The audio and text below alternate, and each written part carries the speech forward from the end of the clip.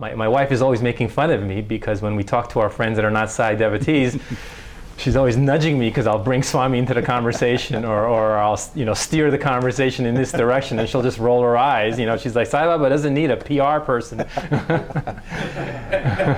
Right now, I feel as I'm happy, but am I anywhere near as happy as Sai Baba is? Mm-hmm. And that's what my goal is, to be happy as Sai Baba is. And that's what his goal is for us.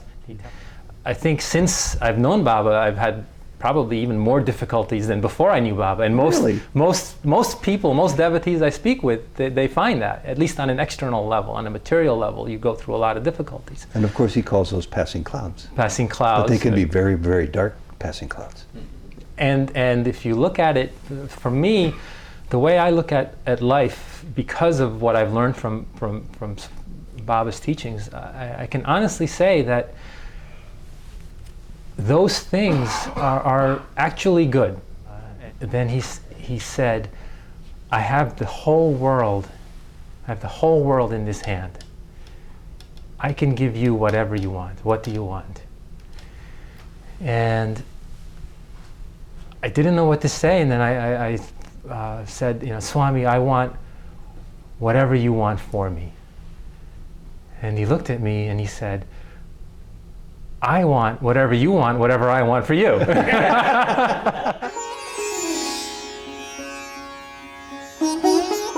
Dr. Axay Kalathia is a Bradenton, Florida physician, a devoted follower of Holy Man Sri Satya Sai Baba of India, and a serious student of Advaita, spiritual oneness.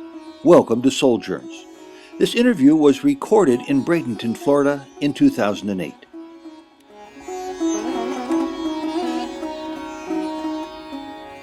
Actually, here we are in your home, beautiful home in Bradenton, Florida. You're a medical doctor, you're a Sai devotee. I know enough about you that I know you really are a person who has deep convictions about Sai Baba. And I guess the first question is, have you always been a devotee, or did this come at some striking moment in your life when you found your whole world changing because of the introduction of Baba into your world?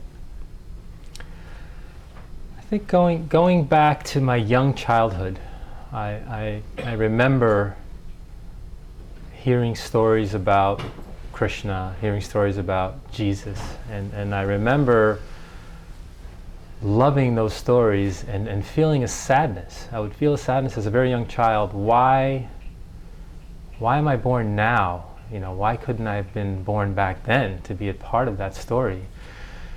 And I remember having those thoughts. And then as time went on and started growing up, I became immersed in the world and actually became enthralled with science and all the power and knowledge of the external world that science gives us. And my worldview became very focused into that of science. And I started to see the rituals that my mother performed and looking down on them and thinking that they were insignificant. And the spiritual religious rituals. Religious rituals. Hinduism. Mm-hmm. Looking down on Hinduism Mm-hmm. as some sheer folly and something ridiculous. And I became very arrogant in a very scientific scenario. I was fortunate enough to do very well in school, and I went on to the university, and I had it all figured out. I knew everything about life at that point as a young university student, being that there was no God, that science was the be-all and end-all. Would you have described yourself as an agnostic or an atheist? I would have described myself at that point as a strong atheist. Wow. Yeah, I would have. Surely a scientist, a person for whom there's factual answers for all the questions, or it doesn't matter, or it doesn't exist. Right. Wow. Right. Scientist with values and wanting to see equality and wanting to see a connectedness, but strictly in a secular way, with no supernatural consciousness out there. So that was where I'd come to. And then in 1986, which was I think my junior year in college. India or America? In America. Okay. I came to this country at the age of 6, so I did all my schooling here. And then in 1986, my aunt and uncle on my mother's side, who reside in Switzerland, had come to visit us for the holidays. And they were very nice. They were one of my favorite aunt and uncles, and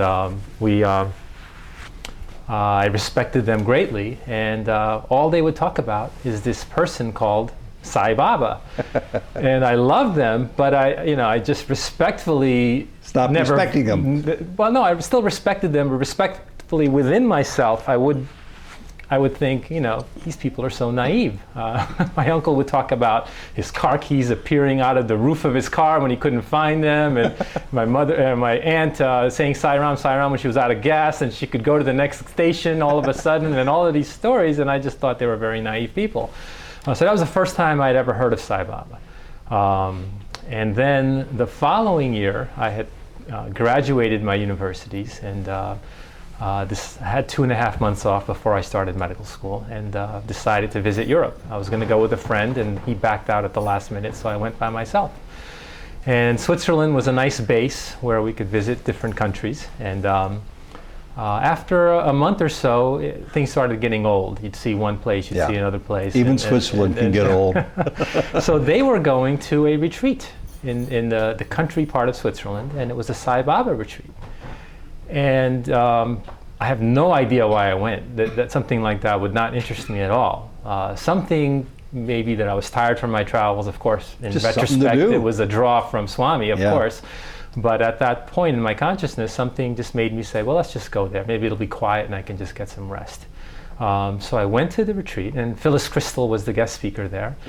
And I think the day before I made the decision to go to the retreat, I picked up a book off my uncle's shelf. He had an extensive library of different spiritual books, which I had never looked at before. And the book I picked up was, I believe it was A Holy Man and the Psychiatrist by Sam Sandweiss. And started reading the book, and somewhere in the first quarter of the book, it was like somebody turned the light bulb on in my head. It was an instantaneous change that I look back with the fondest memory. It was such an instantaneous click that all of a sudden I realized there is a God. There is a God. And tears were flowing down my eyes, and this was the happiest moment of my life. That there actually, so obviously deep inside there was always a yearning that was suppressed. And something that day was opened up, and instantaneously it was 180 degrees.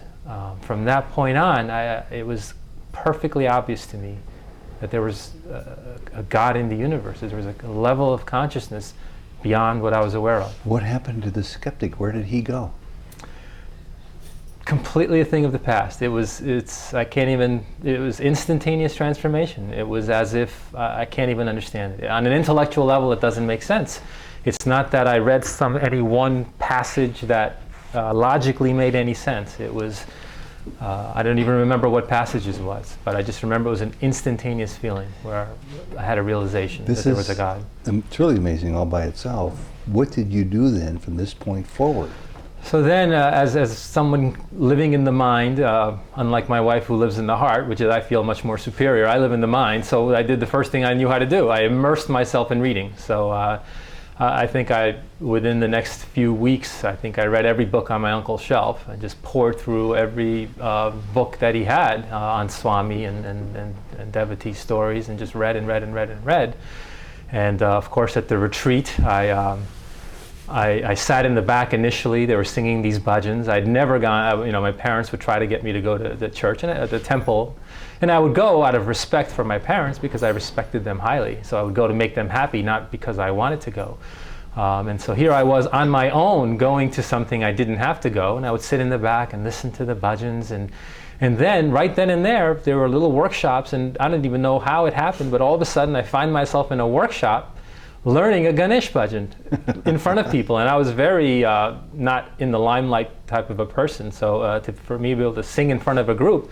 So by the end of that trip, I was leading bhajans, which I still find incredible that I would be able to do that. Just learned the bhajan on that trip, and then just from then on, I just immersed myself in finding as much out about Swami. So then when I got back to the U.S., interestingly, my parents, who were spiritual but not Swami devotees, at the same time while I was in Europe becoming a Swami devotee, I come back and realize that they had started going to Satya Sai satsangs in the US. What? So when I came back and started telling them I was believing in Swami, and they told me they were going to satsangs, and we planned a trip the very next year to go to Puttaparthi. In 1988, we planned a family trip to go to Puttaparthi, and one other Sai family from New Jersey, which is where we were living, came along with us, and we all went to Swami. Okay, what happened in Puttaparthi?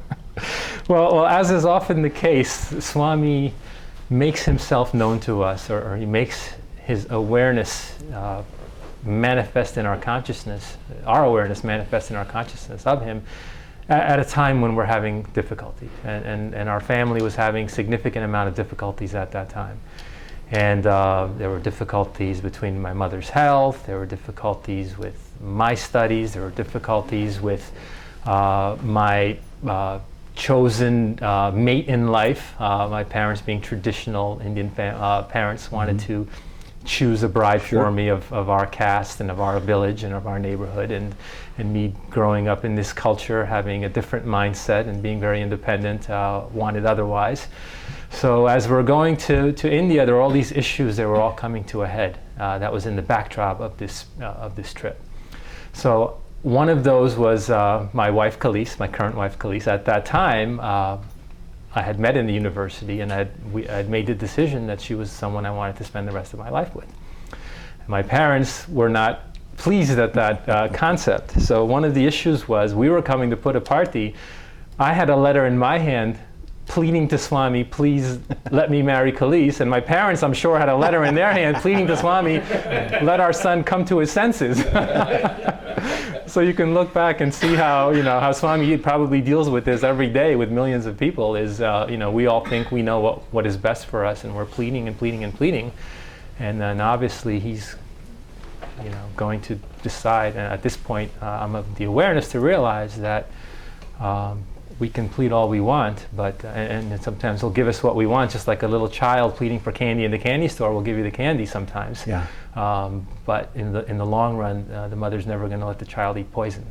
So she'll give him candy if he pleads and pleads, but certain things he'll give and certain things he won't, and all that's because he wants what's best for us. So did you get a chance to see Sai Baba?